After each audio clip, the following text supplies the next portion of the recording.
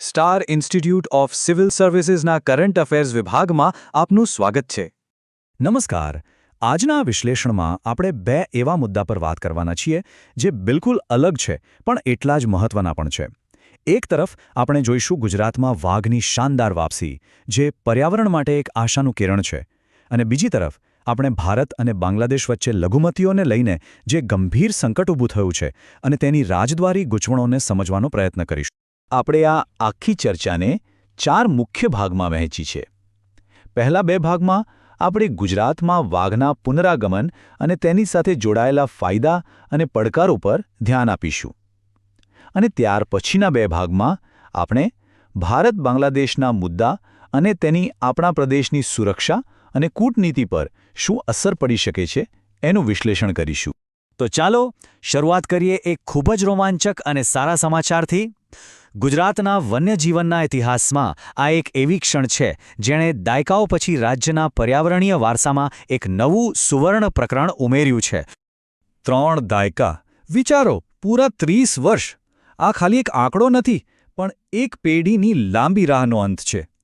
આટલા લાંબા સમયગાળા પછી ગુજરાતના જંગલોમાં ફરીથી વાઘની હાજરીની સત્તાવાર પુષ્ટિ થવી એ પોતે જ એક બહુ મોટી વાત છે, અને એટલે જ આ ઘટના આટલી ખાસ અને ઐતિહાસિક છે.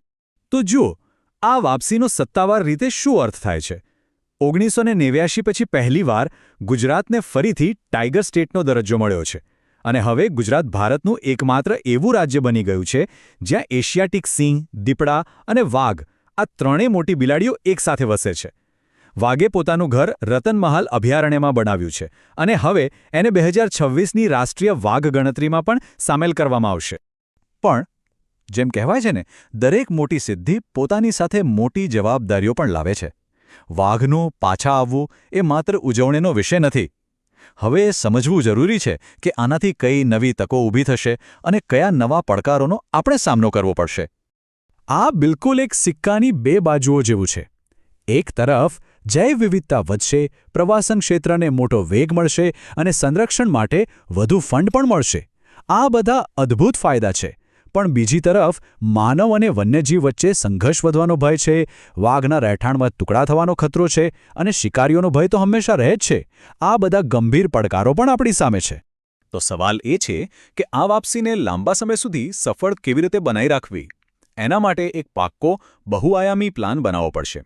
જેમ કે મધ્યપ્રદેશના જંગલો સાથેના કોરિડોરને ફરીથી જીવંત કરવા, સ્થાનિક આદિવાસી લોકોનો સાથ અને વિશ્વાસ મેળવવો, AI કેમેરા અને ડ્રોન જેવી આધુનિક ટેકનોલોજીથી નજર રાખવી, વાઘ માટે શિકારની સંખ્યા વધારવી અને આપણા વન વિભાગના સ્ટાફને ખાસ ટ્રેનિંગ આપવી. આ બધું કરવું ખૂબ જ જરૂરી છે. સારું, તો હવે આપણે પર્યાવરણના મુદ્દા પરથી ફરીએ છીએ એકદમ ગંભીર રાજદૂત મુદ્દા તરફ. આ મુદ્દો છે ભારત અને બાંગ્લાદેશ વચ્ચે લઘુમતીઓના અધિકારોને લઈને વધી રહેલા તણાવનો. આ શબ્દો પર ખાસ ધ્યાન આપજો. અવિરત દુશ્મનાવટ. આ કોઈ સામાન્ય રાજદ્વારી ભાષા નથી. આટલા કડક શબ્દોનો ઉપયોગ એ બતાવે છે કે ભારત આ મુદ્દાને કેટલી ગંભીરતાથી લઈ રહ્યું છે અને હવે આ દ્વિપક્ષીય સંબંધોના કેન્દ્રમાં આવી ગયું છે. અને ભારતની આ ચિંતાનું કારણ શું છે? તો એ છે આ આંકડો.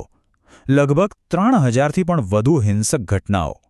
આ આંકડો સ્પષ્ટ કરે છે કે આ કોઈ છૂટીછવાઈ ઘટનાઓ નથી, પણ એક વ્યાપક અને ચિંતાજનક સમસ્યા છે જેણે ભારતને આટલું કડક વલણ લેવા માટે મજબૂર કર્યું. અહીંયા જ આખો મુદ્દો છે.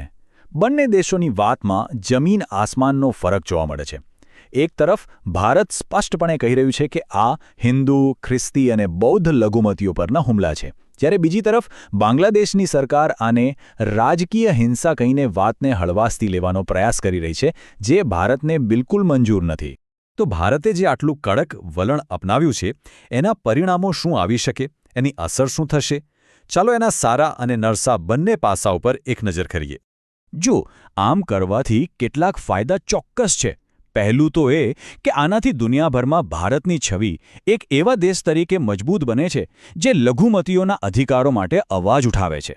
આંતરરાષ્ટ્રીય સ્તરે પણ આ મુદ્દા પર ધ્યાન ખેંચાય છે અને બાંગ્લાદેશ સરકાર પર દબાણ વધે છે કે તે કટ્ટરપંથીઓ સામે પગલાં ભરે.